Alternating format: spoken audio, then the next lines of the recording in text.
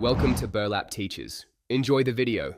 You start by softening the glue, because cyanoacrylate bonds break down when the polymer network is swollen. First, wash the area with warm soapy water for a minute or two to remove dirt and loosen the top layer. This makes later steps more effective. Then prepare 100% acetone or nail polish remover, some oil, cotton pads, and a soft emery board.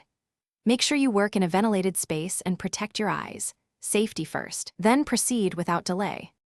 Once the surface is softened, you move to chemical breakdown. Soak the glued skin in warm, soapy water for 10-15 minutes to loosen bonds.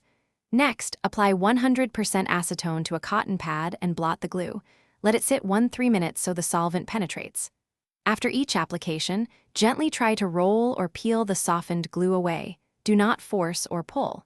If small flakes remain, lightly file edges with an emery board until the adhesive lifts free. To finish, rinse thoroughly with warm water and soap, then massage olive or baby oil into the area to restore natural oils and ease any tightness.